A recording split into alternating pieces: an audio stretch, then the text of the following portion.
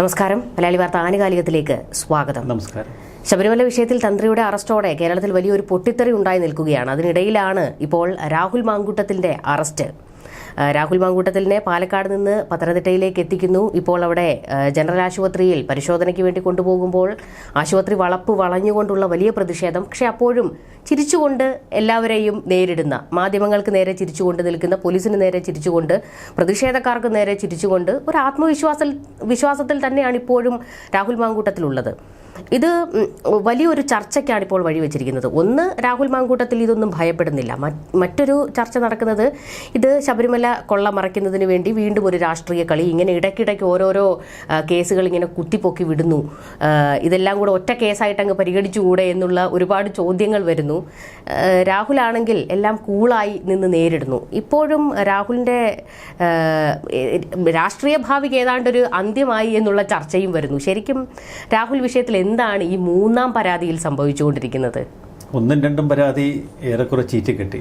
ഒന്നും രണ്ടും പരാതിയിൽ ഒരുപാട് ലൂപ്പ് ഹോൾസ് ഉണ്ടായിരുന്നു. മെയിനായിട്ട് ഈ കൺസെപ്ച്വൽ സെക്സ്, ഉഭയകക്ഷി സമ്മതപ്രകാരമാണ് ഇരുവർക്കുമിടയിൽ ലൈംഗിക ബന്ധം നടന്നത് എന്ന ഒരു കൺക്ലൂഷനിൽ കോടതി വരെ എത്തി. അത് ഒന്നാം പരാതിയിൽ രണ്ടാം പരാതിയിൽ അത് തന്നെയായിരുന്നു സംഭവിച്ചത്. അതുകൊണ്ട് ഈ മൂന്നാം പരാതി വളരെ ലൂപ്പ് ഹോൾസൊക്കെ അടച്ച് വളരെ ഭദ്രമാക്കി സൂക്ഷ്മതയോടെയാണ് ഇപ്പോൾ തയ്യാറാക്കിയിരിക്കുന്നത്. നമുക്കതിൽ വ്യക്തതയുണ്ട്. കാരണം ഈ പരാതിക്കാരി പതിവ് പോലെ രണ്ടാമത്തെ പരാതിക്കാരി വിവാഹിതയല്ല. പക്ഷേ ഒന്നാം പരാതിക്കാരി, ആദ്യ പരാതിക്കാരി വിവാഹിതയാണ്. വിവാഹ ജീവിതത്തിലെ പ്രശ്നങ്ങൾ സംസാരിക്കാൻ രാഹുൽ മാങ്കൂട്ടത്തിലിനെ സമീപിക്കുന്നു. അതേപോലെ തന്നെ മൂന്നാം പരാതിക്കാരിയും തൻ്റെ വിവാഹ ജീവിതത്തിലെ പ്രശ്നങ്ങൾ സംസാരിക്കാൻ രാഹുൽ മാങ്കൂട്ടത്തിലിനെ സമീപിക്കുന്നു. രാഹുൽ കാര്യങ്ങളൊന്ന് തുറന്ന് ഡിസ്കസ് ചെയ്യാനുള്ള തീരുമാനമെടുക്കുന്നു. അങ്ങനെ കാനഡയിലാണ് ഈ പരാതിക്കാരി. കാനഡയിൽ നിന്ന് നാട്ടിലെത്തിയപ്പോൾ നേരിൽ കണ്ട് സംസാരിക്കാം എന്ന് രാഹുൽ പറയുന്നു. പക്ഷെ അതിനു മുമ്പ് തന്നെ ഈ പരാതിക്കാരിയും രാഹുലും തമ്മിൽ പ്രണയത്തിൽ വരെ ചാറ്റിലൂടെ എത്തി എന്നും ഈ പരാതിയിലൊരു മുഴക്കമുണ്ട്. ഇത് രണ്ടും നമ്മൾ ചേർത്ത് വായിക്കണം. എന്തായാലും നാട്ടിലെത്തിയ പരാതിക്കാരി രാഹുലുമായി കണ്ട് സംസാരിക്കാൻ ആഗ്രഹിക്കുന്നു. തുടർന്ന് രാഹുൽ പറയുന്നു, ഞാനൊരു പൊതുപ്രവർത്തകനാണ്, അതുകൊണ്ട് ഇത്തിരി സ്വകാര്യതയൊക്കെ വേണം ആ കൂടിക്കാഴ്ചയ്ക്ക്. യുവതിയോട് തന്നെ ഒരു ഹോട്ടലിൽ മുറിയെടുത്ത് അവിടെ വെയിറ്റ് ചെയ്യാൻ രാഹുൽ ആവശ്യപ്പെടുന്നു. ഞാൻ മുറിയിൽ വരാമെന്ന് പറഞ്ഞു. അത് ഓർക്കണം, തിരുവല്ലയിലൊരു ഹോട്ടലില്ല, തിരുവല്ലയിലൊരു ഹോട്ടലിൽ യുവതി മുറിയൊക്കെ എടുത്ത് രാഹുലിന് വേണ്ടി കാത്തിരിക്കുന്നു. രാഹുൽ ആ മുറിയിലേക്ക് കടന്നു ചെല്ലുന്നു.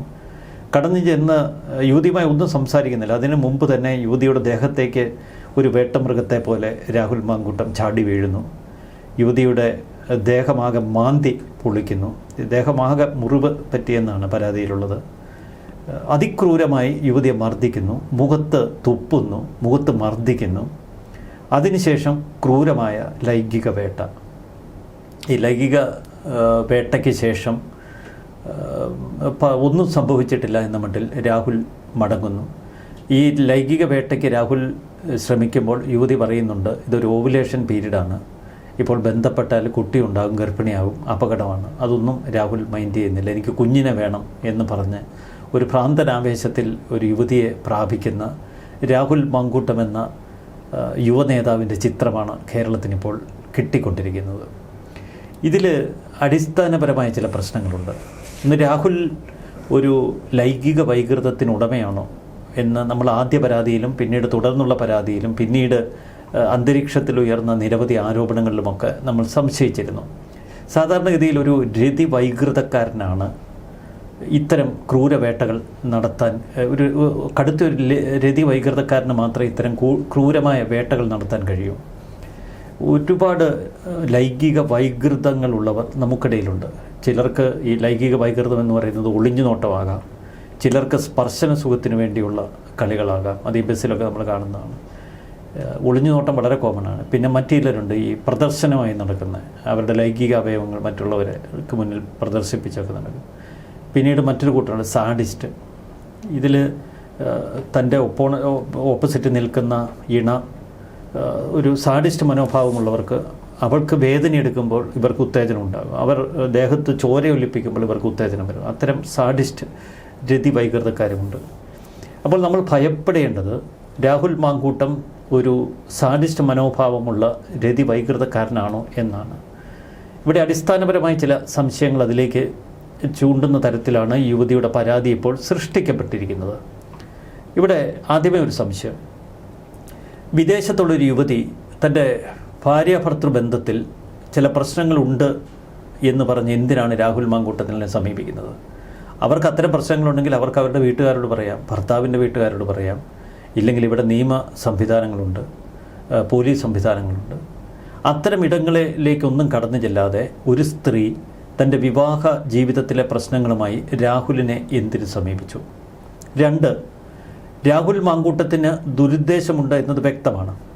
അത്തരം ദുരുദ്ദേശത്തോടെ ഒരു ഹോട്ടൽ റൂമിൽ മുറിയെടുത്ത് കാത്തിരിക്കാൻ ഒരു യുവതിയോട് ആവശ്യപ്പെടുമ്പോൾ എന്തിനാ യുവതി ഒറ്റയ്ക്ക് തിരുവല്ല പോലൊരു സ്ഥലത്ത് ചെന്ന് ഹോട്ടലിൽ മുറിയെടുത്ത് രാഹുലിന് വേണ്ടി കാത്തിരുന്നു?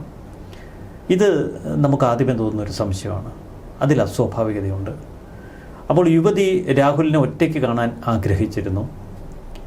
മൂന്നാമത്തെ ഏറ്റവും വലിയൊരു സംശയം, ഒരു യുവതിയെ, പ്രത്യേകിച്ച് വിദേശത്തൊക്കെ ജീവിക്കുന്ന ഒരു യുവതിയെ ഒരു യുവ നേതാവ് കടന്നാക്രമിക്കുമ്പോൾ ബഹളമുണ്ടാക്കാം, തടസ്സപ്പെടുത്താം, പ്രതിരോധിക്കാം. ഈ ഘട്ടത്തിലൊക്കെ ഇയാൾക്ക് ഒരു പൂർണ്ണ ലൈംഗിക ബന്ധത്തിന് കഴിയാതെ വരും. എന്ന് പറഞ്ഞാൽ ഒരു ഗർഭിണിയാകാനുള്ള സാധ്യത പ്രതിരോധത്തിലൂടെ നിഷേധിക്കാൻ കഴിയും, തകർക്കാൻ കഴിയും.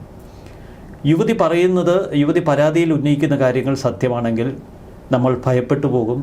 പക്ഷേ മറ്റൊരു സംശയം സ്വാഭാവികമായി നമുക്ക് മനസ്സിലുണ്ടാവും. എന്തുകൊണ്ട് പ്രതികരിച്ചില്ല? എന്തുകൊണ്ട് ഇയാളെ തള്ളി പുറത്താക്കാൻ ശ്രമിച്ചില്ല? എന്തുകൊണ്ട് അപ്പോൾ തന്നെ വളരെ ശക്തമായി ഈ വിഷയത്തിൽ യുവതി പ്രതികരിച്ചില്ല? കാരണം നിസ്സാര സംഭവമല്ലിത്. ഒരു യുവതിയെ വഞ്ചിച്ച് ഹോട്ടൽ മുറിയിൽ ട്രാപ്പിലാക്കി അവൾക്ക് നേരെ ഇത്ര ക്രൂരമായ വേട്ട നടത്തി. ഇവിടെ മറ്റൊരു സംശയം, ഈ യുവതിയുടെ പരാതിയുടെ 2ാം ഭാഗത്ത് പറയുന്നു തനിക്ക് വിവാഹ വാഗ്ദാനം നൽകിയെന്ന്. അപ്പോൾ ഇത്ര മൃഗീയമായി വേട്ടയാടുന്ന ഒരു ലൈംഗിക വൈകൃതക്കാരൻ തന്നെ വിവാഹം കഴിക്കണമെന്ന് എന്തിന് യുവതി ആഗ്രഹിച്ചു? ആദ്യ ഭർത്താവുമായി പ്രശ്നമുണ്ടായി. ആ ഭാര്യാഭർത്തൃ ബന്ധത്തിലുള്ള പ്രശ്നമാണ് രാഹുലിലേക്ക് ആകർഷിക്കപ്പെട്ടത്. അതിനേക്കാൾ വലിയ ലൈംഗിക വൈകൃതക്കാരനെ തൻ്റെ ജീവിതത്തിൽ ഭർത്താവായി കാണണമെന്ന് ഈ യുവതി ആഗ്രഹിച്ചു. സ്വാഭാവിക സംശയങ്ങളാണ്. മറ്റൊന്ന്, ഈ യുവതിയിൽ നിന്ന് ഒരുപാട് സാമ്പത്തിക ആനുകൂല്യങ്ങൾ ഇയാൾ കൈക്കല്ല. 10,000 രൂപയുടെ ചെരുപ്പ്, 2 തവണ UK പോകാനുള്ള ഫ്ലൈറ്റ് ടിക്കറ്റ്, പിന്നീട് നിരവധി ലക്ഷങ്ങൾ. പാലക്കാട് ഒരു ഫ്ലാറ്റ് വാങ്ങി 2 പേര് ഒരുമിച്ച് താമസിക്കാൻ പദ്ധതിയിടുന്നു.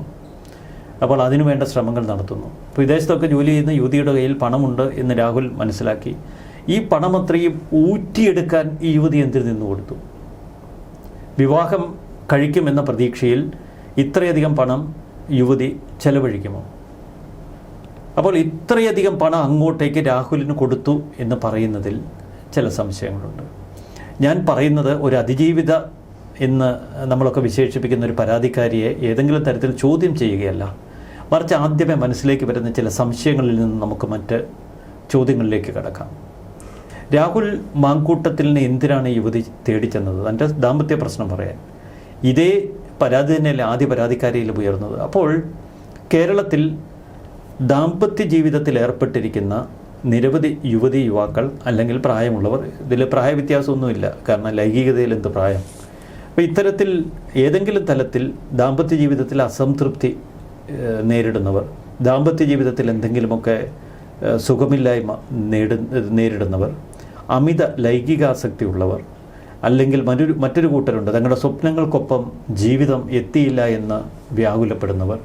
ഇത്തരം ആളുകളൊക്കെ മറ്റൊരിണയെ തേടിക്കൊണ്ടിരിക്കും, അല്ലെങ്കിൽ മറ്റൊരിണയിലേക്ക് ആകർഷിക്കപ്പെടും. ഇവിടെ നിരവധി യുവതികൾ രാഹുൽ മാങ്കൂട്ടത്താൽ പീഡിപ്പിക്കപ്പെട്ടു എന്നാണ് ഇപ്പോഴും അന്തരീക്ഷത്തിലുള്ള ആരോപണം. 1, 2, 3 ഒന്നുമല്ല, 5-6 യുവതികൾ പരാതിയുമായി നിൽക്കുന്നു എന്നൊക്കെയാണ് നമ്മളിപ്പോൾ സമൂഹ മാധ്യമങ്ങളിൽ കേൾക്കുന്നത്. അപ്പോൾ ഇത്രയധികം യുവതികൾ നിരനിരയായി നിന്ന് രാഹുലിന് മുന്നിൽ പീഡിപ്പിക്കപ്പെടാനായി കടന്നു ചെന്നു. അങ്ങനെയെങ്കിൽ രാഹുൽ കേരളം വെറുക്കേണ്ട, കേരളം ആട്ടി ഓടിക്കേണ്ട ഒരു ലൈംഗിക വൈകൃതക്കാരനാണ്. അതവിടെ നിൽക്കട്ടെ, അത് നമ്മൾ അതിലേക്ക് വരാം. പക്ഷേ എന്തിനാണ് ഈ ദാമ്പത്യ പ്രശ്നം പറഞ്ഞ് ഈ യുവതികളൊക്കെ ഈ രാഹുലിനെ തേടിയെത്തുന്നത്? അതിന് 2 കാരണം നമുക്ക് പൊതുവെ പറയാൻ കഴിയും. ഒന്ന്, പൊതുവെ ഈ ദാമ്പത്യ ജീവിതം നയിക്കുന്ന സ്ത്രീകൾ, ഞാൻ ജനറലൈസ് ചെയ്യുമല്ല, അതിൽ അസംതൃപ്തിയുള്ളവർ മറ്റൊരു ഇണയെ തേടിപ്പോകുന്നതിന് ഭാഗമായി മിക്കവാറും ഈ പോലീസ് ഉദ്യോഗസ്ഥർ, വലിയ രാഷ്ട്രീയക്കാർ, ഈ സ്ഥലത്തെ പ്രധാന സ്വാധീന ശക്തിയുള്ളവർ, ഇവരെയൊക്കെ സമീപിക്കുകയാണ് പതിവ്. കാരണം അതൊരു സുരക്ഷിതത്വം നൽകും അവർക്ക്. എന്തെങ്കിലുമൊക്കെ ഈ ആരോപണങ്ങളിൽ നിന്ന്, അല്ലെങ്കിൽ മറ്റ് ഈ ഒത്തിരി ചൊറിയുള്ളവരുണ്ട്, ഈ ചൊറിയുള്ളവരുടെ ആക്രമണങ്ങളിൽ നിന്ന് രക്ഷപ്പെടാൻ. ഇപ്പോൾ ഒരു പോലീസ് ഉദ്യോഗസ്ഥനുമായിട്ടൊരു ബന്ധമെന്ന് പറഞ്ഞാൽ അത്ര പെട്ടെന്ന് ഒരാൾ കയറി ചൊറിയത്തില്ല. അതുപോലെ തന്നെ ഒരു രാഷ്ട്രീയ നേതാവാണെങ്കിൽ കുറച്ചൊക്കെ ഒരു സംരക്ഷണ കവചം കിട്ടുമെന്ന് ഉള്ള ഒരു വിചാരമുണ്ട്. പിന്നെ അധികാര സ്ഥാനത്തോട് വലിയ ആർത്തിയുള്ള ഒരുപാട് സ്ത്രീകളുണ്ട്. നാളെ മന്ത്രിയാവും, MLA ആവും, അപ്പോൾ മന്ത്രിയുടെ ഭാര്യയായിട്ടിരിക്കുക, അല്ലെങ്കിൽ മന്ത്രിക്കൊപ്പം നടക്കാം, ഈ ഒരു മോഹം, അതിമോഹം പിടിച്ച ആളുകളുണ്ടാകാം. പിന്നെ ഈ കാലഘട്ടത്തിൻ്റെ സൃഷ്ടി, ഇപ്പോൾ ഈ നമ്മൾ മൊബൈൽ ഫോണൊക്കെ തുറന്നാൽ നമ്മുടെ തന്നെ കിളി പോകും. അതുപോലത്തെ ഈ പ്രലോഭനങ്ങൾ ഭയങ്കരമായി ഹോണ്ട് ചെയ്യുന്ന വീഡിയോകൾ, റീൽസ്, ഒരു രക്ഷയുമില്ല. അപ്പോൾ ഇതൊക്കെ ദാമ്പത്യത്തെ ബാധിക്കുന്നുണ്ട്. അപ്പോൾ ദാമ്പത്യത്തിൽ അസ്വസ്ഥതകൾ ഉണ്ടാകുമ്പോൾ ഇങ്ങനെ ചാടിക്കയറാനുള്ള വ്യഗ്രത ഉണ്ടാകും. അപ്പോൾ ഇവിടെ ആദ്യമേ തന്നെ നമുക്കൊരു കാര്യം ഉറപ്പിച്ച് പറയാം, ഈ സ്ത്രീകൾക്കൊക്കെ വീഴ്ചകൾ സംഭവിച്ചിട്ടുണ്ട്. നമുക്ക് ആരെയും സ്പെസിഫിക്കായിട്ട് പറയാൻ കഴിയില്ല, പക്ഷേ ഈ സ്ത്രീകൾക്കൊക്കെ വീഴ്ചകൾ സംഭവിച്ചിട്ടുണ്ട്. ആദ്യ പരാതിയിൽ പറഞ്ഞ സ്ത്രീ പറഞ്ഞത് ഭർത്താവുമായി അകന്നു കഴിഞ്ഞതിന് ശേഷമാണ് രാഹുലിനെ ബന്ധപ്പെട്ടതെന്ന്. പക്ഷേ ആ പരാതിക്കാരുടെ ഹസ്ബൻഡ് പറഞ്ഞത് എന്താ? തങ്ങൾക്കിടയിൽ ദാമ്പത്യത്തിൽ പ്രശ്നങ്ങൾ ഉണ്ടാകാൻ കാരണം രാഹുലുമായി യുവതിയുടെ ബന്ധമെന്നാണ്. അപ്പോൾ അവർ വിവാഹ ജീവിതം തുടർന്നപ്പോൾ തന്നെ ആ യുവതി രാഹുലിലേക്ക് അടുത്തു. ഇരുവരും തമ്മിൽ ഇടപാടുകൾ തുടങ്ങി. അതിൻ്റെ തുടർച്ചയായി അവരുടെ ദാമ്പത്യ ജീവിതത്തിൽ ആ പ്രശ്നം പ്രതിഫലിച്ചു. ഇരുവരും തമ്മിൽ അടിയായി. പക്ഷേ ഇവിടെയൊക്കെ വിചിത്രമായൊരു കാര്യം, ഈ രാഹുൽ ഓരോ സ്ത്രീകളിലേക്ക് ചെല്ലുമ്പോഴും അവളിൽ കുഞ്ഞുണ്ടാവണമെന്ന് ശഠിക്കുന്നു. കുഞ്ഞുണ്ടാവണമെന്ന് ശഠിക്കുന്ന രാഹുലിൻ്റെ ഒരു വിചിത്രമായ ക്യാരക്ടർ, അതെത്ര ആലോചിച്ചിട്ട് മനസ്സിലാകുന്നില്ല. അത് മനഃശാസ്ത്ര വിദഗ്ധരൊക്കെ അതിന് പിന്നിൽ എന്താണ് എന്നൊന്ന് പറയട്ടെ. ഈ ചാപ്പിള്ളമാരെ സൃഷ്ടിക്കുന്നതിലൂടെ രാഹുൽ എന്താണ് ഉന്നം വയ്ക്കുന്നത്? അതോ രാഹുലിനൊരു കുട്ടി ഉണ്ടാകാൻ ആഗ്രഹിക്കുന്ന സ്ത്രീകൾ നമ്മുടെ സമൂഹത്തിൽ ഒരുപാടുണ്ടായിരുന്നു എന്നുള്ളൊരു സംശയം നമുക്കിപ്പോൾ സ്വാഭാവികമായി തോന്നാം. രാഹുലിനൊരു കുഞ്ഞ്, ഇതെല്ലാം ആരോപണങ്ങളാണ്. ആദ്യ പരാതിക്കാരി തന്നെ ബലാത്സംഗം ചെയ്തുവെന്ന് പോലീസിന് മുന്നിൽ പറയുന്നു, അന്വേഷണ സംഘത്തിന് മുന്നിൽ പറയുന്നു, മുഖ്യമന്ത്രിയുടെ മുന്നിൽ പറയുന്നു. ഒടുവിൽ കോടതിയിലെത്തിയപ്പോൾ അത് ഉഭയകക്ഷി സമ്മതപ്രകാരമാണ് എന്ന് നമ്മൾ തിരിച്ചറിഞ്ഞു. അതുവരെ നമ്മൾ നിർദ്ദയം രാഹുലിനെ വേട്ടയാടി. ഇപ്പോഴും രാഹുലിനെ വേട്ടയാടുന്നു. പക്ഷേ രാഹുൽ ചെയ്ത തെറ്റുകൾക്കൊന്നും യാതൊരുവിധ ന്യായീകരണങ്ങളുമില്ല. ഇതൊരു തുടർ വേട്ട തന്നെയാണ്. പക്ഷേ ഇതിലേക്ക് സ്ത്രീകൾ എങ്ങനെ ചെന്ന് വീഴുന്നു? ഒന്നൊന്നായി സ്ത്രീകളൊക്കെ രാഹുലിന് പിന്നാലെ ഓടിക്കൂടുന്നു. അതും വിവാഹിതയായ സ്ത്രീകൾ. ഇവർ ഗർഭിണിയാവുന്നു. ആദ്യ ദിവസം തന്നെ ഓവുലേഷൻ പീരീഡിൻ്റെ ടൈമാണെങ്കിൽ ആ യുവതിക്ക് നിഷേധിക്കാമായിരുന്നു, രാഹുലിനെ തള്ളി മാറ്റാമായിരുന്നു, പ്രതിരോധിക്കാമായിരുന്നു. ഇതൊക്കെ പറയുമ്പോൾ ഒരു അതിജീവിതയെ നമ്മൾ സംശയിക്കുന്നുവെന്ന് നമുക്ക് തോന്നാം. പക്ഷെ അവർക്ക് അവരുടെ തന്നെ വാക്കുകളിൽ ഒരു കാര്യം വ്യക്തമാണ്, രാഹുലിനെ വിവാഹം ചെയ്യാൻ ആഗ്രഹിച്ചിരുന്നു.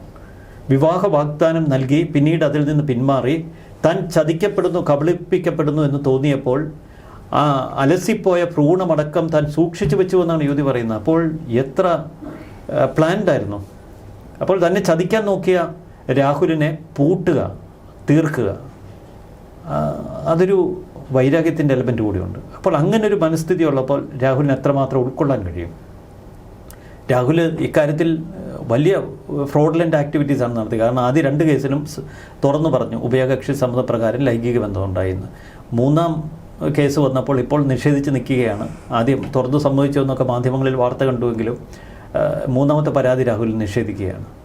അതിൻ്റെ മുഖ്യ ഘടകം ഗർഭം തൻ്റേതല്ല എന്ന വാദത്തിൽ രാഹുൽ ഉറച്ചു നിൽക്കുകയാണ്. അത് ഗർഭത്തിൻ്റെ ഭ്രൂണം ഇപ്പോൾ സൂക്ഷിച്ചു വെച്ചിരിക്കുന്നുണ്ട്, DNA പരിശോധന നടത്താം. അതിന് ഒത്തിരി മാർഗങ്ങളുണ്ട്. ഇവിടെ നമുക്ക് ഒരുപാട് വൈരുദ്ധ്യങ്ങൾ രാഹുലിൻ്റെ ഇടപെടലുകളിലുണ്ട്, യുവതിയുടെ പരാതിയിലുണ്ട്. ആദ്യ 2 പരാതികൾക്കും പറ്റിയ പാളിച്ച പൂർണ്ണമായും പരിഹരിക്കാൻ ശ്രമിച്ചപ്പോൾ 3-ാം പരാതിയിൽ വൈരുദ്ധ്യങ്ങൾ കടന്നുകൂടിയിട്ടുണ്ട്. അത് ഞാൻ പറഞ്ഞ വിവാഹ വാഗ്ദാനത്തിൻ്റെ പ്രശ്നമാണ്.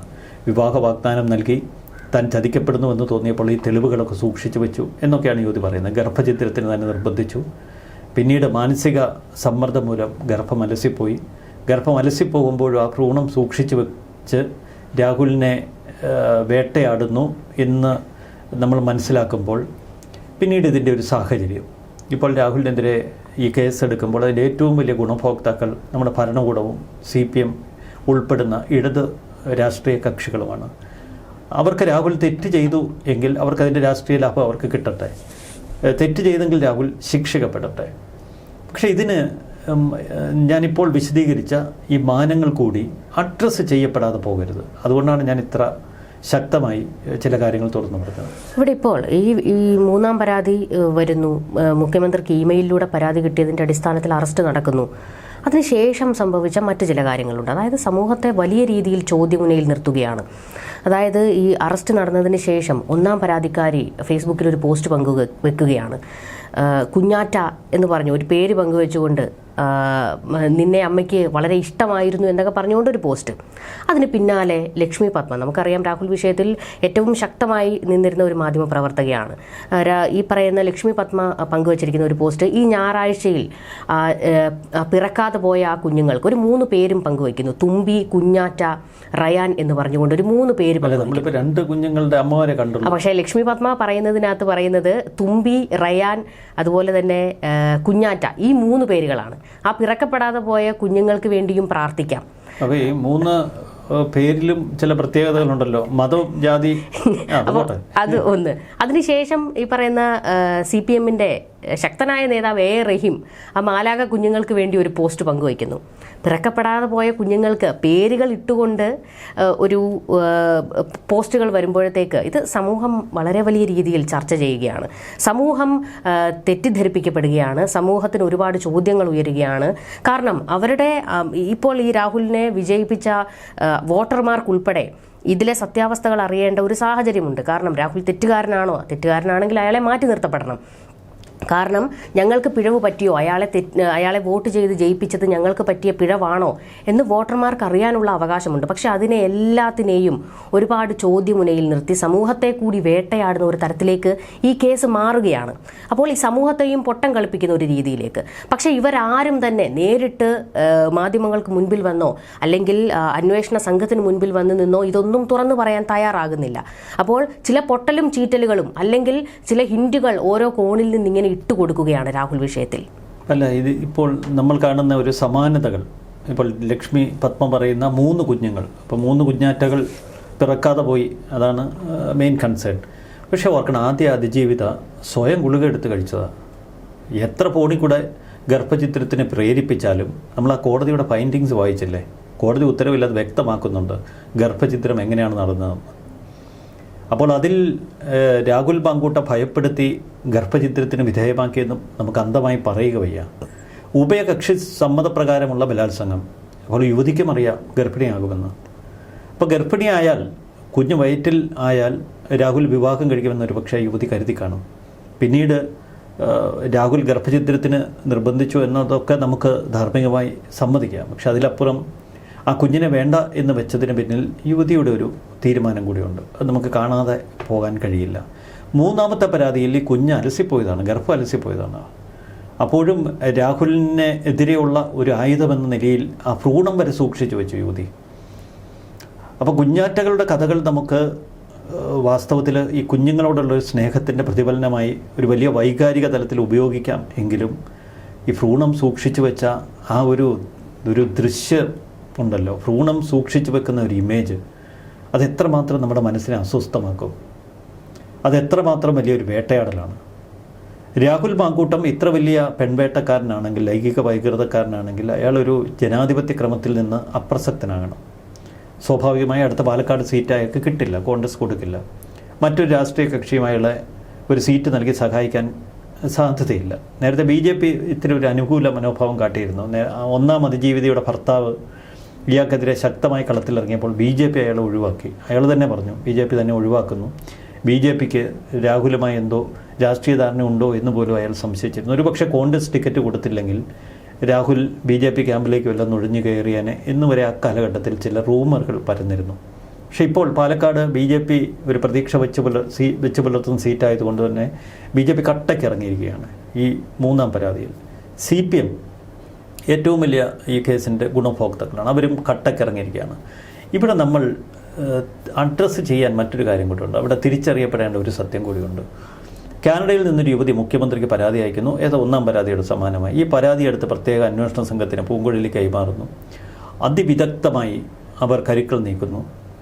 പാലക്കാട് രാഹുൽ താമസിക്കുന്ന KPM KPM ഹോട്ടൽ അത് തിരിച്ചറിയുന്നു. ഫ്ലാറ്റിൽ നിന്നും പുറത്താക്കിയതിന് ശേഷം ഒരു ഹോട്ടലിലാണ് കഴിയുന്നത്. അപ്പോൾ PA ഉണ്ട്, ഡ്രൈവറുണ്ട്. അവർ രണ്ടും ഹോട്ടൽ മുറിയിൽ നിന്ന് പുറത്തേക്ക് പോയപ്പോൾ ഹോട്ടൽ ചുറ്റും വളഞ്ഞു നിന്നിരുന്ന DYSPയും സംഘാംഗങ്ങളും നേരെ ഹോട്ടലിനുള്ളിലേക്ക് എരച്ചു കയറുന്നു. വലിയ തീവ്രവാദിയൊക്കെ പിടിക്കാൻ കിടക്കുന്നത് പോലെ ഹോട്ടൽ റിസപ്ഷനിലിരുന്ന സ്റ്റാഫ്സിൻ്റെ മുഴുവൻ മൊബൈൽ ഫോണുകൾ അവർ സീസ് ചെയ്യുന്നു. പിന്നീട് 8 അംഗ സംഘം വനിതാ പോലീസുകാർ ഉൾപ്പെടെയുണ്ട്. കാരണം രാഹുലിൻ്റെ മുറിയിൽ ഏതെങ്കിലും വനിതകളുണ്ടെങ്കിൽ അവരെയും ഈ പുരുഷ പോലീസിന് തന്നെ കൈകാര്യം ചെയ്യാൻ പ്രയാസമുണ്ട്. അപ്പോൾ നിർബന്ധമായിട്ടും വനിതാ പോലീസിനെ കൂടി അതുകൊണ്ടാണ് കരുതിയത്. അപ്പോൾ ഈ വനിതാ പോലീസ് അടക്കമുള്ള 8 അംഗ സംഘം രാഹുലിൻ്റെ മുറിയിൽ ചെന്ന് ബഹളമുണ്ടാക്കുന്നു. രാഹുൽ തുറക്കുന്നില്ല. ഞങ്ങൾ കസ്റ്റഡിയിലെടുക്കാൻ വന്നവരാണ് എന്ന് പറഞ്ഞ് പോലീസ് ചുറ്റും വളഞ്ഞു. കാരണം ഇനി ടോയ്ലറ്റിൻ്റെ പൈപ്പിൽ കൂടെ വല്ലതും രാഹുൽ ഊർന്ന് താഴേക്ക് ഇറങ്ങി ഓടി രക്ഷപ്പെട്ടാലോ, അവിടെ എല്ലാം കവർ ചെയ്ത് നിന്നിരുന്നു. രക്ഷയില്ല എന്ന് മനസ്സിലാക്കിയ രാഹുൽ പോലീസിന് മുന്നിൽ കീഴടങ്ങുന്നു. ഞങ്ങൾ ആലത്തൂരിലേക്കാണ് കൊണ്ടുപോകുന്നതെന്ന് രാഹുലിൻ്റെ PAയും അഭിഭാഷകനും അപ്പോൾ തന്നെ ഓടിയെത്തിയിരുന്നു സംഭവ സ്ഥലത്തേക്ക് ഈ വിവരം അറിഞ്ഞ്. ഇതൊക്കെ അതീവ രഹസ്യമായി ഓപ്പറേറ്റ് ചെയ്യുമ്പോഴും രാഹുലിൻ്റെ മുറി തുറക്കുന്ന അതേ മൊമെൻറ്റിൽ മാധ്യമങ്ങൾ വിവരം അറിഞ്ഞു. അപ്പോൾ വളരെ പ്ലാൻഡ് ആയിട്ടുള്ള ഓപ്പറേഷനാണ്. മുഖ്യമന്ത്രി കിട്ടിയ പരാതിയെക്കുറിച്ച് പുറത്തു പോകുന്നില്ല. പ്രത്യേക അന്വേഷണ സംഘത്തിന് പരാതി കൈമാറുമ്പോൾ ആ വാർത്ത പുറത്തു പോകുന്നില്ല. പോലീസ് സംഘം വേണ്ടത്ര തയ്യാറെടുപ്പുകൾ നടത്തുമ്പോൾ ആ വാർത്ത പുറത്തു പോകുന്നില്ല. ഇന്നലെ വൈകിട്ട് 8 മണിക്ക് പാലക്കാട് പോലീസ് ഉദ്യോഗസ്ഥരുടെ അടക്കം മൊബൈൽ ഫോണുകൾ സ്വിച്ച് ഓഫ് ആയ നിലയിലാണ്. ഒരു തരത്തിൽ അവരുടെ മൂവ്മെൻറ്റ്സ് പുറത്തേക്ക് പോകാതിരിക്കാൻ പോലീസ് ഉദ്യോഗസ്ഥർ തന്നെ ബോധപൂർവ്വം ക്രിയേറ്റ് ചെയ്തെടുത്ത ഒരു നാടകമാണ് അതൊക്കെ. അപ്പോൾ ഇത്ര ഈ പ്ലാനിങ് കാണുമ്പോഴാണ് നമുക്ക് ചില സംശയങ്ങൾ. അപ്പോൾ 1ഉം 2ഉം പരാതിയിൽ സംഭവിച്ച വീഴ്ചകൾ ഈ 3ആം പരാതിയിൽ സംഭവിക്കാൻ പാടുന്നില്ല. അതുകൊണ്ട് ഹൈ ലോക്ക് ഇട്ട് പൂട്ടുക. രാഹുലിനെ ഇക്കുറി ലോക്ക് ചെയ്തിരിക്കണം എന്ന് ഭരണകൂടം നിർദ്ദേശം നൽകിയെന്ന വിവരം ഇപ്പോൾ പുറത്തു വരുന്നുണ്ട്. ഈ ലോക്കിങ്ങിൽ പാളിച്ചകൾ സംഭവിക്കരുത്. അപ്പോൾ ഇതുവരെ ലോക്ക് പെർഫെക്റ്റാണ്. ലോക്ക് പൊട്ടിച്ച് രാഹുലിന് ഇതുവരെ പുറത്തേക്ക് ചാടാൻ കഴിഞ്ഞിട്ടില്ല. എന്നാൽ ഈ ലോക്കിൽ ഒരുപാട് ലൂപ്പ് ഹോൾസ് ഉണ്ട്. അതാണ് ഞാൻ ആദ്യം പറഞ്ഞത്. ഈ അതിജീവിതയായ യുവതിയുടെ പരാതിയിൽ ചില ലൂപ്പ് ഹോൾസ് ഉണ്ട്. അത് കോടതി തീരുമാനിക്കട്ടെ. വിവാഹ വാഗ്ദാനം നൽകിയ ആ വൈരുദ്ധ്യം, ബലാത്സംഗം ചെയ്ത വൈരുദ്ധ്യം, ആക്രമണം നടത്തിയ രീതികൾ, ഇതൊക്കെ നോക്കുമ്പോൾ നമുക്ക് ഒരുപാട് വൈരുദ്ധ്യങ്ങൾ തോന്നാം. പക്ഷേ ഇത് ആത്യന്തികമായി സർക്കാരിന് വലിയ അനുഗ്രഹമാണിപ്പോൾ. കാരണം ഇന്നലെ തന്ത്രി റിമാൻഡിൽ കഴിയുന്നു. തന്ത്രിയുടെ അറസ്റ്റിനെ തുടർന്ന് തന്ത്രി പൊട്ടിക്കരയുന്ന വാർത്തകളൊക്കെ നമ്മൾ ഇന്ന് വായിച്ചു. ജയിൽ സൂപ്രണ്ടിന് മുന്നിൽ പൊട്ടിക്കരയുന്നു. പരിശോധനയ്ക്ക് ഡോക്ടർമാർ വരുമ്പോൾ അയാൾ പൊട്ടിക്കരയുന്നു, ഞാൻ നിരപരാധിയാണെന്ന് പറയുന്നു. അപ്പോൾ തന്ത്രിക്കപ്പുറം മന്ത്രിയിലേക്ക് കടക്കുന്നു ഇന്ന് എന്ന ഘട്ടത്തിലെത്തിയപ്പോഴാണ് ഇന്നലെ അർദ്ധരാത്രി 12:30 മണിക്ക് രാഹുൽ എന്ന ഒരു തിമിംഗലത്തെ പിടിച്ചു കെട്ടി തിരുവനന്തപുരത്തേക്ക് കൊണ്ടുവരുന്നത്. തിരുവനന്തപുരത്തല്ല, പത്തനംതിട്ട AR ക്യാമ്പിലേക്ക് കൊണ്ടുവരുന്നു. അപ്പോൾ പത്തനംതിട്ട AR ക്യാമ്പിൽ ഇപ്പോൾ കുരുക്കിയിട്ടിരിക്കുകയാണ്. ഈ രാജവെമ്പാലയൊക്കെ പിടിച്ച് കുരുക്കിയിട്ടിരിക്കുന്നത് പോലെ ഈ രാഹുലിൻ്റെ സഹപ്രവർത്തകരൊക്കെ നേരത്തെ തമാശയ്ക്ക് പറയുമായിരുന്നു, ഈ രാഹുലിനെ തേടി പെണ്ണുങ്ങൾ വരുന്ന കഥ. ഈ വിവാഹിതയായ സ്ത്രീകളൊക്കെ ഇപ്പോൾ 2-3 കഥയെ നമ്മൾ കേട്ടിട്ടുള്ളൂ. പക്ഷേ നിരവധി സ്ത്രീകൾ രാഹുലിലേക്ക് ആകർഷിക്കപ്പെട്ട് രാഹുലിനെ തേടി എത്തുന്നു എന്നൊക്കെ പറയുന്നു. അന്ന് ഈ വളരെ വൾഗറായിട്ടുള്ള ചില കമൻസും ഈ സുഹൃത്തുക്കൾ രാഹുലിനെ കുറിച്ച് അന്ന് കമൻ്റായിട്ട് പറയുമായിരുന്നു. ഇരട്ടക്കുഴൽ എന്നൊക്കെ പറഞ്ഞ് രാഹുലിനെ അപമാനിക്കുമായിരുന്നു. പക്ഷെ ഒന്നുകിൽ രാഹുലിന് വൈദ്യശാസ്ത്രപരമായ എന്തെങ്കിലും ഒരു തകരാറുണ്ടാകും, അല്ലെങ്കിൽ മനഃശാസ്ത്രപരമായ എന്തെങ്കിലും തകരാറുണ്ടാകും. തന്നിലേക്ക് വന്ന ഈ സ്ത്രീകളെയൊക്കെ ഉപയോഗിക്കാൻ രാഹുൽ ശ്രമിച്ചു എന്നത് ഒരു വസ്തുതയാണ്. അതിനി എത്ര നമുക്ക് മായ്ച്ചാലും അത് കളയാൻ കഴിയാത്തൊരു കറയായി രാഹുലിന് മേൽ എന്നും ഉണ്ടാകും. മറുവശത്ത് ഈ സ്ത്രീകളൊക്കെ ഉന്നയിക്കുന്ന ബലാത്സംഗ ആരോപണം എത്രമാത്രം നിലനിൽക്കുമെന്നതിൽ സംശയമുണ്ട്. 2, നിയമപരമായി നോക്കുമ്പോൾ രാഹുലിനെ എത്രമാത്രം പൂട്ടാൻ കഴിയും. രാഷ്ട്രീയത്തിൽ നിന്ന് നിഷ്കാസിതനാകാൻ ധാർമ്മികതയുടെ ഒരു വലിയ തലം മാത്രം മതി. പക്ഷെ നിയമപരമായി ഇയാളെ കുരുക്കിലാക്കാൻ കഴിയുമോ? അതാണ് ഏറ്റവും വലിയൊരു ചോദ്യം. നിയമപരമായി കുരുക്കിലാക്കാൻ കഴിയാത്ത 2 കേസുകൾക്ക് മുന്നിൽ സർക്കാർ തോറ്റപ്പോഴാണ് പൊതുസമൂഹം രാഹുലിനൊപ്പം കട്ടയ്ക്കുന്നത്. ഈ പൊതുസമൂഹത്തിൻ്റെ ഒരു പിന്തുണയിൽ ഇയാൾ ഇത്തിരി ഒന്ന് അഹങ്കരിക്കുകയും ചെയ്തു രാഹുൽ. പക്ഷെ 3ആം കേസ് രാഹുലിനെ വീഴ്ത്തുക എന്ന ലക്ഷ്യത്തോടാണ്. ഇവിടെ ഒരു പരസ്പര മത്സരം വരുന്നു. ഒന്ന് ഭരണകൂടവും CPM-ഉം ചേർന്ന് രാഹുലിനെ എന്നേക്കുമായി തീർക്കാനുള്ള കളികളാണ് ഇപ്പോൾ കളിക്കുന്നതെന്ന് പൊതുസമൂഹത്തിൻ്റെ ഉള്ളിൽ ഒരു ചിന്തയുണ്ട്. ഇയാൾ വളരെ ഷാർപ്പ്നെസ് ഉള്ള ഒരു രാഷ്ട്രീയക്കാരനാണ് രാഹുൽ. എന്നാൽ ആ ഷാർപ്പ്നെസ് പോലെ തന്നെ മറുവശത്ത് ഇയാൾ ഇപ്പോൾ ചെന്നുപെട്ടിരിക്കുന്ന വിവാദങ്ങളും അങ്ങേയറ്റം ഇരുതല മൂർച്ചയുള്ള വാളാണ്. പക്ഷെ ഇപ്പോഴും ഇയാളുടെ ഒരു പൊളിറ്റിക്കൽ ഷാർപ്പ്നെസ്സിനെ അഡ്മയർ ചെയ്യുന്നവർ ഇയാളുടെ ഈ ഒരു വലിയ വീക്ക്നെസ്സിനെ അങ്ങ് സ്കിപ്പ് ചെയ്യുകയാണ്. അതിനുള്ളൊരു കാരണം വേടൻ പോലെയുള്ള കഥാപാത്രങ്ങൾ ഇപ്പുറത്ത് നിൽക്കുന്നു. ഗണേശനെയും മുകേഷിനെയും പോലെയുള്ള ഒരു വലിയ പീഡനനിര CPM-നുള്ളിലും LDF-ലും കിടന്ന് കറങ്ങുന്നുണ്ട്. കോൺഗ്രസിനെ സംബന്ധിച്ച് തങ്ങളുടെ പാർട്ടിയിൽ നിന്ന് പുറത്തായവനാണ്, നിഷ്കാസിതനാണ്, അതുകൊണ്ട് ഞങ്ങൾക്കിതിൽ ഇടപെടേണ്ട കാര്യമില്ല, സർക്കാർ വേണേൽ കേസെടുത്തോട്ടെ, അകത്തായിക്കോട്ടെ എന്ന നിസ്സംഗമായ നിലപാടെടുക്കാൻ അവർക്ക് കഴിയുന്നു. ഈ ഘട്ടത്തിൽ ഒറ്റപ്പെടുന്നവൻ എപ്പോഴും ഒരു പിന്തുണ കിട്ടും. അപ്പോൾ രാഹുലിന് നേരെ ഒട്ടനവധി ആരോപണങ്ങളുണ്ടെങ്കിലും ഒറ്റപ്പെട്ടവൻ എന്നൊരു തോന്നൽ പൊതുസമൂഹത്തിനുണ്ട്. അത് ഈ പിണറായി വിജയനോട് ഫൈറ്റ് ചെയ്യുന്നു എന്നുള്ളൊരു തോന്നൽ. പിണറായിയോട് ഫൈറ്റ് ചെയ്യുന്ന ഒരു ലൈംഗിക കുറ്റവാളിയാണെങ്കിൽ പോലും അയാൾക്ക് അത്രയധികം പിന്തുണ കിട്ടുന്നത് ഈ ഭരണകൂടത്തോടുള്ള എതിർപ്പാണ്. തൊട്ടപ്പുറത്ത് ഒരു ലൈംഗിക കുറ്റകൃത്യമാണ് രാഹുലിന് മേൽ ആരോപിക്കപ്പെടുന്നതെങ്കിലും ഈ ഭരണകൂടം അതിനേക്കാളൊക്കെ കെട്ട ഭരണവർഗമാണ് എന്നൊരു പൊതുസമൂഹത്തിൻ്റെ ഉത്ബോധം, ചിന്തയുണ്ട്. ആ ഉത്ബോധവും ചിന്തയും തകർത്ത് രാഹുലിനെ ജയിലിലടക്കണം, എന്നേക്കുമായി അവനെ ഇല്ലാതാക്കണം എന്നുള്ളൊരു വാശി ആളുകൾക്കില്ല. രാഹുൽ ഉന്നം വയ്ക്കുന്നത് പിണറായിയുടെ നേർക്കാണ്. പിണറായിക്ക് തന്നെ തോൽപ്പിക്കാൻ കഴിയില്ല എന്ന് അയാൾ ഉച്ചത്തിൽ വിളിച്ചു പറയുമ്പോൾ ഒന്ന് ഒരു ഭരണകൂട ദുഷിപ്പും മറുവശത്ത് ഒരു വ്യക്തി അധിഷ്ഠിത ദുഷിപ്പും തമ്മിൽ ഏറ്റുമുട്ടുകയാണ്. അപ്പോൾ ഭരണകൂട ദുഷിപ്പിനെതിരെ ജനങ്ങൾ കൂടുതൽ ഉച്ചത്തിൽ ശബ്ദമുയർത്തും. രാഹുൽ, നീ എങ്കിലും പിണറായി വിജയനെ തീർക്കാൻ, അതുകൊണ്ട് തന്നെയാണ് ജനം പറയുന്നത്. ഇപ്പോൾ ഏറെ വിരുദ്ധമായ വൈരുദ്ധ്യങ്ങൾ നിറഞ്ഞ ഒരു കാഴ്ചകളാണ് ഈ രാഹുൽ പീഡനക്കേസിൻ്റെ പിന്നാമ്പുറങ്ങൾ പരിശോധിക്കുമ്പോൾ നമുക്ക് മനസ്സിലാക്കാൻ കഴിയുന്നത്. ഇനി നമുക്ക് ആ യുവതിയുടെ ഒരു ഒറിജിനൽ പരാതിയിലേക്കൊന്ന് വരാം. യുവതി പറയുന്നത് ഭർത്താവുമായി തനിക്ക് ചില പ്രശ്നങ്ങളുണ്ടായി. അപ്പോൾ രാഹുലിനെ സമൂഹ മാധ്യമത്തിലൂടെ പരിചയപ്പെടുന്നു, നിരന്തര ചാറ്റിങ്, പിന്നീട് തങ്ങൾ സുഹൃത്തുക്കളായി, തങ്ങൾക്കിടയിൽ പ്രണയം മുട്ടിട്ടു, പ്രണയം മൂത്തു. പിന്നീട് എന്തിനാണ് പ്രണയം മൂത്ത ഈ യുവതി ദാമ്പത്യ പ്രശ്നം സംസാരിക്കാൻ രാഹുലിനെ കാണാൻ എത്തുന്നത്? പ്രണയം മൂത്ത് തന്നെയല്ലേ വരുന്നത്? ഇവിടെയാണ് അടിസ്ഥാനപരമായ ഒരു വൈരുദ്ധ്യം എനിക്ക് തോന്നിയത്.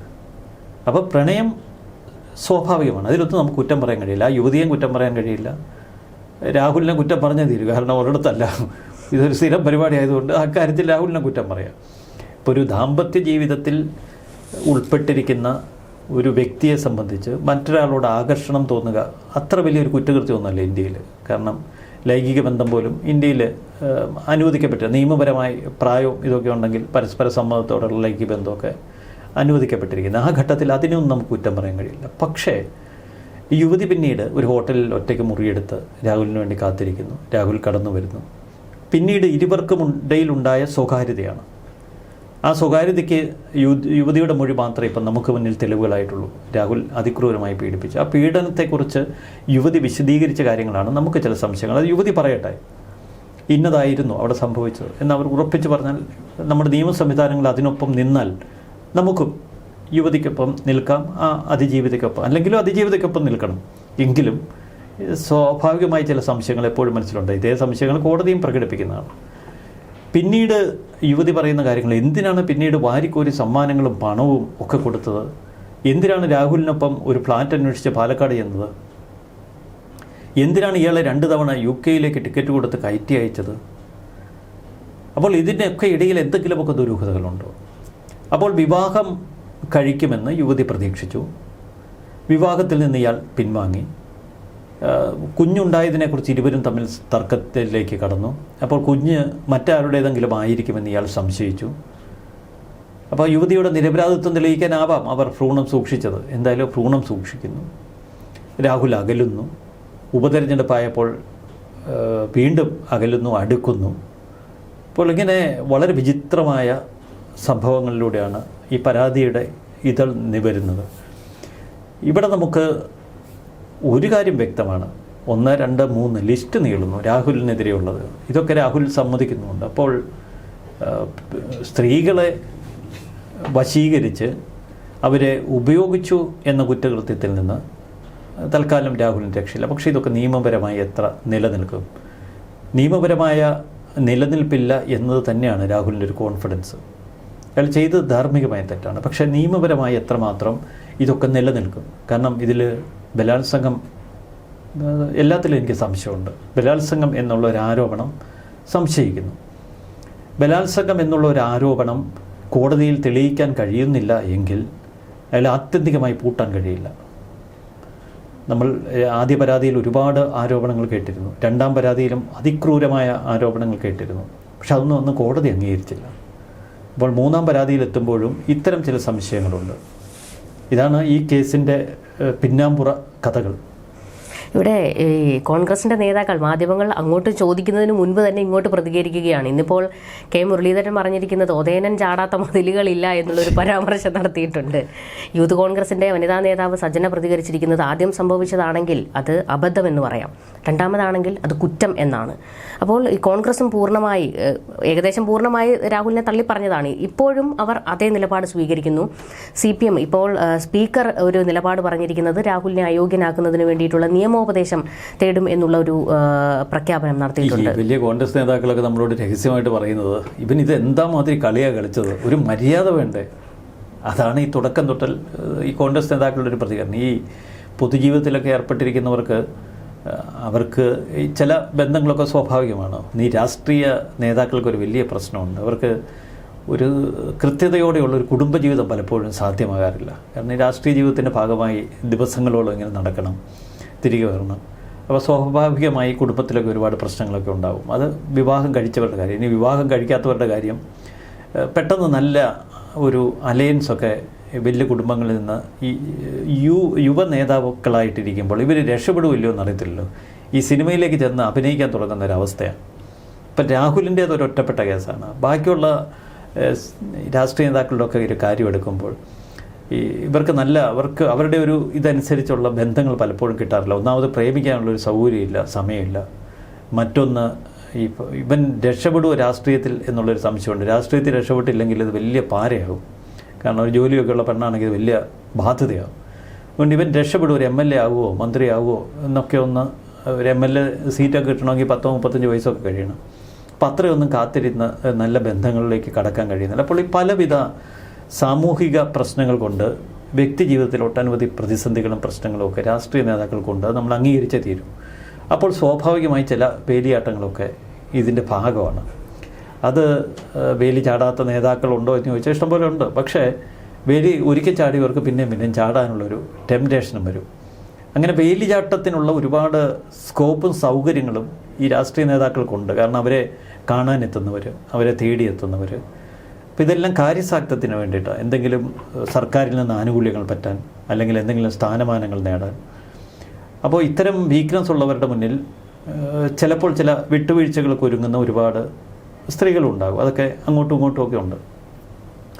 ഇപ്പം കോൺഗ്രസ് നേതാക്കളെ സംബന്ധിച്ച്, കോൺഗ്രസ് മാത്രമല്ല CPM നേതാക്കളെയൊക്കെ സംബന്ധിച്ച് ഒട്ടനവധി കഥകൾ ഈ രാഷ്ട്രീയക്കാർക്കിടയിൽ പണ്ട് തൊട്ടേ പറയും. പഴയ പ്രഗത്ഭന്മാർ തൊട്ടിങ്ങി എടുത്തു കഴിഞ്ഞാൽ MLA ഹോസ്റ്റലിലെ ഈ കൂത്താട്ടങ്ങളൊക്കെ ഭയങ്കര രസകരമായ കഥകളാണ്. അവിടെ ഒരു കഥകിൻ്റെ മറവിൽ പോലും ഒരുപാട് സംഭവങ്ങൾ പറയാനുണ്ട്. ഈ കഥകിനൊക്കെ ഒരു കഥ പറയാൻ കഴിയുമായിരുന്നെങ്കിൽ MLA ഹോസ്റ്റലിൽ നിന്ന് ഒട്ടനവധി കഥകൾ പുറത്തേക്ക് വന്നേനെ. ഈ കഥകളൊക്കെ കേട്ടായി രാഹുലിനെ പോലെയുള്ളവർ ഈ രാഷ്ട്രീയത്തിലേക്ക് കടന്നു വരുന്നത്. അപ്പോൾ തൻ്റെ മുൻഗാമികൾ ഇതിനേക്കാളൊക്കെ പ്രഗത്ഭരാണ് ഇക്കാര്യത്തിൽ എന്നൊരു തെറ്റിദ്ധാരണ രാഹുലിനുണ്ടാകും, രാഹുലിനൊപ്പമുള്ള യുവനേതാക്കൾക്കുണ്ടാകും. പക്ഷേ ഇപ്പോൾ കാലം മാറി. ഇപ്പോൾ ഈ ഡിജിറ്റൽ യുഗമാണ്. എല്ലാത്തിനും തെളിവ്, ചാറ്റ് ചെയ്ത തെളിവുണ്ട്. ഇപ്പോൾ ഭ്രൂണം പോലും ഫ്രീസ് ചെയ്ത് വയ്ക്കുന്ന കാലഘട്ടമാണ്. അപ്പോൾ കാലഘട്ടം മാറിയതനുസരിച്ച് ഇവരുടെ ശൈലി മാറ്റുന്നില്ല. എന്ന് മാത്രമല്ല, ഈ യുവതികളെയൊക്കെ ഒരു പേടിയുമില്ലാതെ ഗർഭിണിയാക്കുന്ന ഒരു സംവിധാനം, അത് നമുക്ക് എത്ര ആലോചിച്ചിട്ടും അതിൻ്റെ ലോജിക്ക് പിടികിട്ടുന്നില്ല. സാധാരണ ഇത്തരം ബന്ധങ്ങളിലേക്ക് പോകുന്നവർ എങ്ങനെയെങ്കിലും ഗർഭമൊന്നും ഉണ്ടാവാതെ സൂക്ഷിക്കുകയാണ് പതിവ്. ഇത് നേരെ ഓപ്പോസിറ്റാണ്. ഇനി ഒരു അബദ്ധം പറ്റി ഗർഭിണിയായതാണെങ്കിലും പോട്ടെ, ഇത് ആദ്യ ഇടപാടിൽ തന്നെ ഗർഭിണിയാക്കാനുള്ള ഒരു ശ്രമം, യാതൊരുവിധ മുൻകരുതലും ഇല്ലാതെ ഉള്ള നീക്കങ്ങൾ. അപ്പോൾ ഇതൊക്കെ കൂടി നമുക്ക് കാണുമ്പോൾ ഇയാളിലും ചില കുറ്റങ്ങൾ കാണാം. പക്ഷേ ഇതൊരു എല്ലായിടത്തും വ്യാപിച്ച് കിടക്കുന്ന ഒരു ഫിനോമിനൻ തന്നെയാണ്. ഇങ്ങരുടെ ഒരു തലത്തിൽ നോക്കുമ്പോൾ അത് ഇത്തിരി കൂടിപ്പോയി. രാഹുൽ വളരെ കൂടിപ്പോയി, കടുത്ത ഒരു തലത്തിലേക്ക് അത് കടന്നു. പക്ഷെ അതുകൊണ്ട് എത്രമാത്രം ഇയാളെ തീർക്കാൻ കഴിയും അത് നമ്മൾ കുറച്ചുകൂടി പഠിക്കേണ്ടിയിരിക്കുന്നു. പക്ഷേ ഇത്തരം വിവാഹിതരായ സ്ത്രീകൾ എന്തിന് ഈ രാഷ്ട്രീയ നേതാക്കളുടെ അടുക്കലേക്ക് കൂട്ടത്തോടെ ഇങ്ങനെ ചെല്ലുന്നു? അത് തീർച്ചയായിട്ടും സമൂഹം ചർച്ച ചെയ്യണം, അഡ്രസ്സ് ചെയ്യപ്പെടണം. പരസ്പര സമ്മതത്തോടെ ഒരിക്കൽ ബന്ധത്തിലേക്ക് കടന്നവർ പിന്നീട് ഇയാളെ ഇനി വിവാഹം കഴിക്കാൻ നിർബന്ധിച്ചു പോകും. അയാൾ അതിൽ വഴങ്ങാതെ വന്നപ്പോൾ ഇത്തരം ചില തെളിവുകളുമായി പുറത്തേക്ക് ഇറങ്ങിയതാണ്. അതും സംശയിക്കേണ്ടിയിരിക്കുന്നു. എല്ലാ ഭാഗങ്ങളും പരിശോധിക്കപ്പെടണം. എന്തായാലും രാഹുൽ വിഷയത്തിൽ ഇപ്പോൾ അറസ്റ്റ് നടന്നിരിക്കുന്നത് ഭരണകൂടത്തെ സംബന്ധിച്ചിടത്തോളം അവർക്കൊരു വലിയ ആവേശമാണ്. രാഹുലിൻ്റെ കയ്യിൽ വിലങ്ങ് വെപ്പിക്കാൻ കാത്തിരുന്ന ഒരുപാട് ആൾക്കാരുണ്ട്. അവർക്കൊക്കെ ഇതൊരു ആഘോഷം തന്നെയാണ്. ഇപ്പോൾ ഈ പറഞ്ഞതുപോലെ തന്നെ രാഹുലിനെ ധാർമ്മികമായി ഒരു തരത്തിലും നമുക്ക് അംഗീകരിക്കാൻ കഴിയുന്ന കാര്യമല്ല. കാരണം ഒരു MLA കസേരയിൽ ഇരിക്കുന്ന MLA കസേരയിൽ നിന്നല്ല, ഒരു ജനപ്രതിനിധിയിൽ നിന്നും ഉണ്ടാകാൻ പാടില്ലാത്ത പ്രവർത്തികളാണ് രാഹുലിൽ നിന്ന് ഉണ്ടായിക്കൊണ്ടിരിക്കുന്നത്. അപ്പോൾ അതിനെ അംഗീകരിക്കാൻ ഒരിക്കലും കഴിയില്ല. എന്തായാലും രാഹുലിൻ്റെ ഈ മൂന്നാമത്തെ അറസ്റ്റ് അത് കോടതിയിൽ നിലനിൽക്കുമോ, കോടതി അതിൽ എന്ത് നിലപാട് സ്വീകരിക്കും, അതൊക്കെ കേരളവും ഉറ്റുനോക്കുകയാണ്. കൂടുതൽ ചർച്ചകളുമായി കാണാം. നമസ്കാരം. തീർച്ചയായിട്ടും നന്ദി. നമസ്കാരം.